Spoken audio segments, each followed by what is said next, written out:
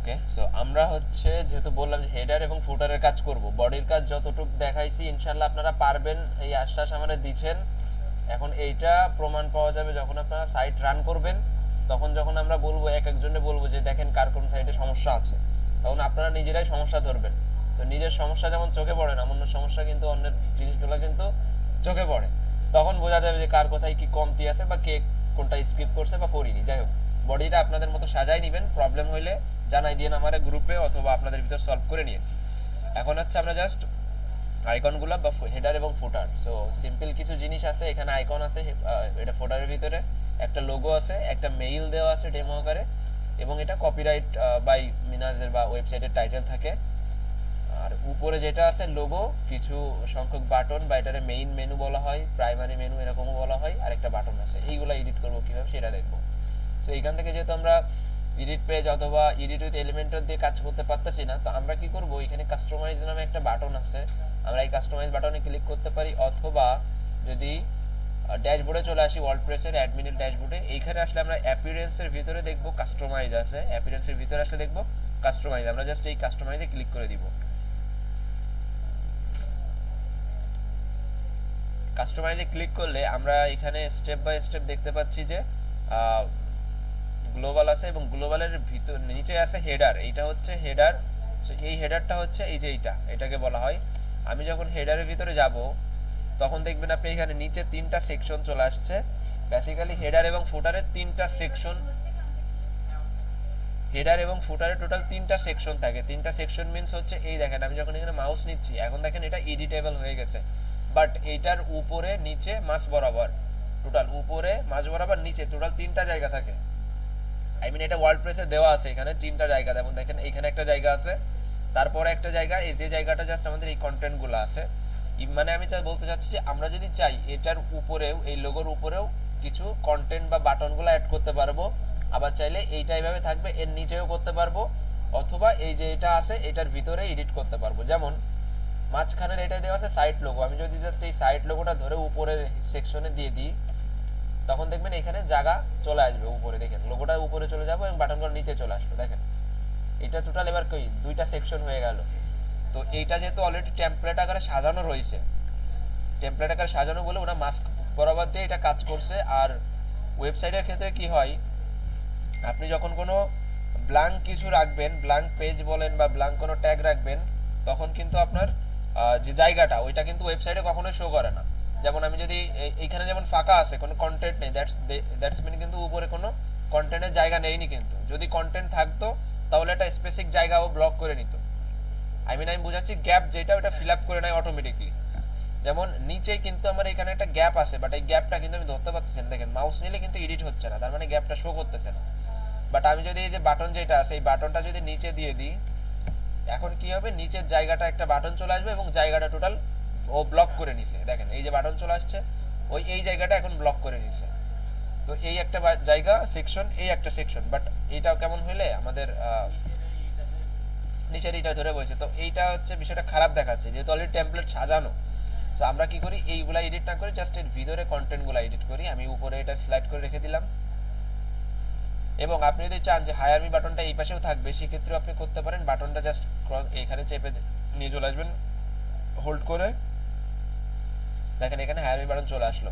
I mean এটা এখন আপনি চাইলে যে কোনো জায়গায় চেঞ্জ করতে পারেন। প্রাইমারি মেনু আছে, প্রাইমারি মেনু মিনস হচ্ছে আপনার অ্যাবাউট, পোর্টফোলিও, এই কন্ট্রাক্ট, এই বাটনগুলা, এগুলো আপনি চাইলে চেঞ্জ করতে পারেন, এবং ক্রসে দিলে আপনি রিমুভও করতে পারেন। যাই হোক, এখন আমাদের কাজ হচ্ছে যে জাস্ট হোমে আমি জাস্ট একটা ক্লিক করি। হোমে ক্লিক করলে দেখি এটা চেঞ্জ করা যায় কিনা। মেনু কনফিগার, ওকে, অলরেডি এটা কি মেনু কেমন টাইপের আছে। আমরা যখন অ্যাবাউটে ক্লিক করতেছি, অ্যাবাউট কিন্তু আমরা চেঞ্জ করতে পারতেছি না মেনু বাটন থেকে। কেন পারতেছি না, এখানে একটা বিষয় আছে যে হোম, অ্যাবাউট, পোর্টফোলিও, কন্ট্রাক্ট, এইগুলা হচ্ছে একটা পেজ, পেজ আকারে করা রয়েছে। এখানে জাস্ট পেজগুলা লিংক করা বা ওই পেজটা এখানে অ্যাড করা রয়েছে। যেমন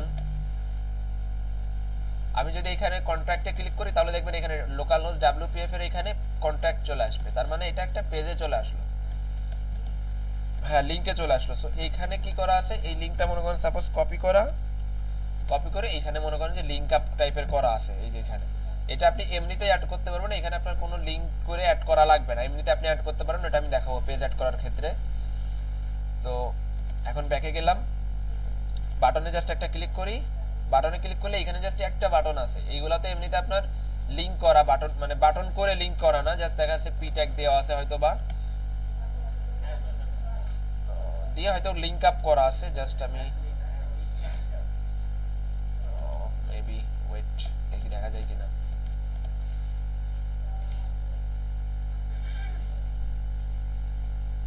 জাস্ট এ ট্যাগ দেওয়া আছে, মানে অ্যাঙ্কার ট্যাগ দিয়ে এটা হচ্ছে একটা লিংক করা হয়েছে, বাট এটা কিন্তু বাটন দেওয়া হয়নি। যখন আমি এখানে নিচ্ছি মাউসটা, দেখেন এখানে এবার বাটন ট্যাগ শো করবে। হোয়ার এই দেখেন বাটনের ভিতরে কিন্তু এটা আছে, ডিপ দিয়ে ফার্স্ট হয়তো বাটন শুরু করছে, করে এর ভিতরে আবার এ ট্যাগ ট্যাগ নেওয়া হয়েছে, লিংক করা হয়েছে। এই যে দেখেন এটা হচ্ছে একটা বাটন ধরে নিছে অলরেডি।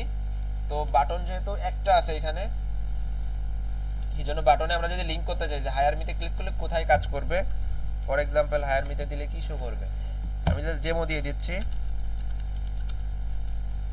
গুগল।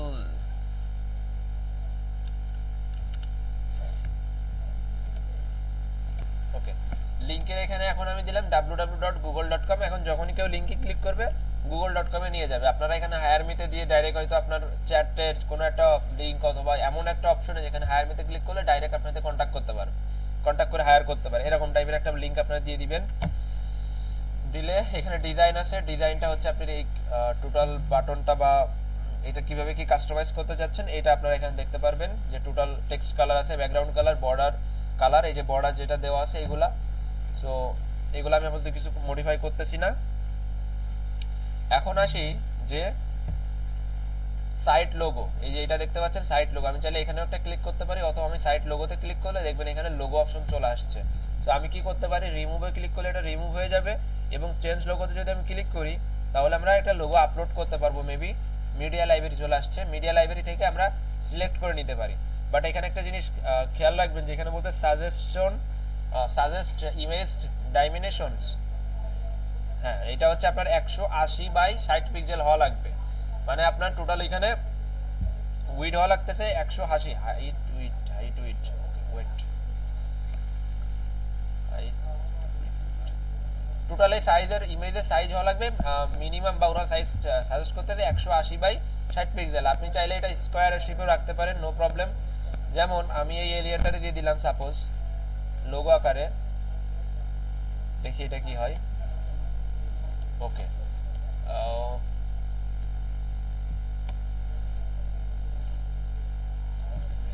এটা দিলে হবে না। আপনারা কাজ করবেন কি, এটার উইড নিয়ে নেবেন হচ্ছে 180 এবং হাইট নিয়ে নেবেন 60 পিক্সেলের মতো, তাইলে এটার একটা বেটার একটা আউটপুট বা ওই এখন যেভাবে শো করতেছে ঠিক এইভাবে আপনারা শো করাইতে পারবেন, বা বেশি একটা প্রবলেম হবে না। প্রবলেম মিন্স হচ্ছে ভেঙে যাবে না ইমেজটা।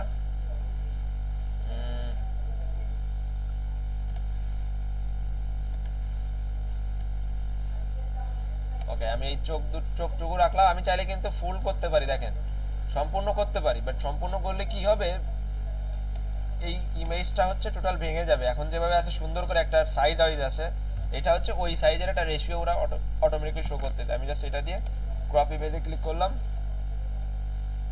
ইউর ক্রপিং দ্য ইমেজ, কি ব্যাপার, স্কিপ ক্রপ ডাইরেক্ট নিয়ে নিছে। ওকে, ডাইরেক্ট নিয়ে নিছে।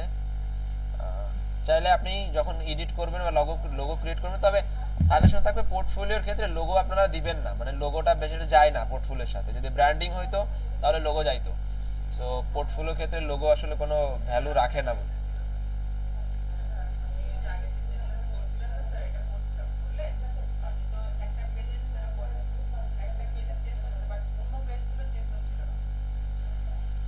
কি ব্যাপার, পাবলিশ ক্লিক করলাম। এখন যদি আমি হোমে আসি, চেঞ্জ হবে না।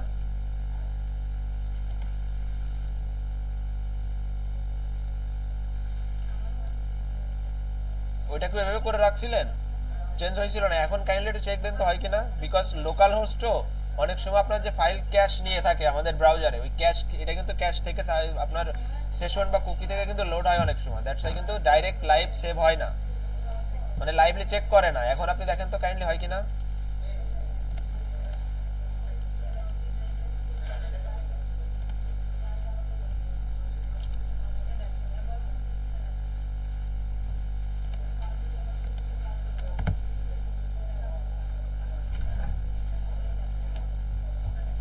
তবে আপনি এখানে জাস্ট লোগো দিলে এখন হয়তো এটা আপডেট হচ্ছে না লাইভলি, বাট এটা আপনি লোগো দিয়ে সেভ করে রাখবেন। আমাদের ক্ষেত্রে লোকাল হোস্টে করা বলে ডাইরেক্টলি হয়তো এখানে আপডেট ইনস্ট্যান্টলি হচ্ছে না, বাট এটা ইনস্ট্যান্টলি বা এটা নেক্সট ডে আপনার কিছুক্ষণ পরে এটা অটোমেটিক্যালি আপডেট হয়ে যাবে।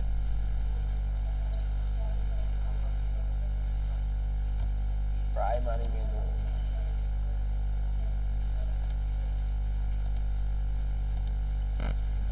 ওকে। আর এইখানে যে বাটনগুলো অ্যাড করতে হবে বললাম, ওই বাটনটা আমি পরে যখন একটা পেজ ক্রিয়েট করব তখন পেজ লিংক আপ করার সময় বা লিংক পেজ যখন এখানে দিব তখন এটা আমরা দেখবো যে কিভাবে এডিট করতে পারি। অথবা পোর্টফোলিও লেখা আছে, কন্ট্যাক্ট আছে, এখানে আপনি চাইলে এডিটও করতে পারবেন। পেজের টাইটেলটা এডিট করা লাগবে, এটা আমরা পরবর্তীতে করব। এখন জাস্ট ফুটারটা দেখি। ফুটারটা একদম সিম্পল কাজ, হেডারের মতোই। দেখেন ফুটারেও কিন্তু তিনটা অপশন আছে, বাট এইখানে কি করছে ওরা দুইটা অপশন নিছে, দুইটা জিনিস নিছে, দুইটা সেকশন এবং একটা সেকশন ব্ল্যাঙ্ক রাখছে। যাই হোক, তো আমরা কি করলাম জাস্ট লোগোতে এখানে আপনি দেখবেন যে কপিরাইট আছে, উইজেট 1 আছে, উইজেট 2 এবং সোশ্যাল আছে। সোশ্যাল মিনস হচ্ছে আপনার আইকনগুলা, উইজেট 2 মেবি আপনার লোগোটা নিবে, আর উইজেট 1 হচ্ছে আপনার এই যে মেইলের এটা, আর কপিরাইটটা হচ্ছে নিচে যেটা দেওয়া আছে। তো আমি কপিরাইটে ক্লিক করি, এখানে টেক্সট আছে। এখানে একটা জিনিস দেখবেন যে শর্টকাট কিছু কোড আছে, এটার আপনার ওয়েবসাইট বা ওয়ার্ডপ্রেস বাই ডিফল্ট ভাবে ও ধরে নাই, ওদের কোডগুলো এইগুলা বুঝতে পারে। যেমন এখানে দেওয়া আছে যে থার্ড ব্র্যাকেট, তারপরে কপিরাইট দিয়ে আবার থার্ড ব্র্যাকেট দেওয়া আছে, বা এই ব্র্যাকেটের ভিতর দেওয়া জাস্ট কপিরাইট।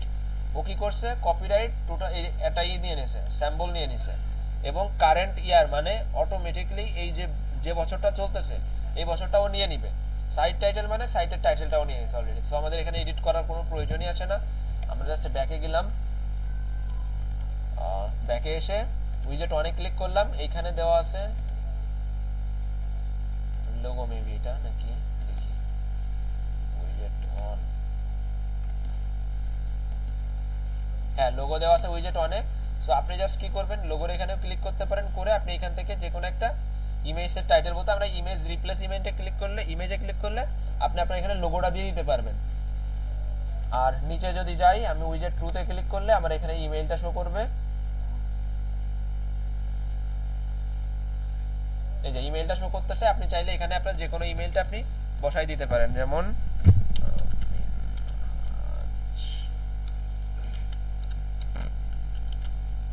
gmail.com।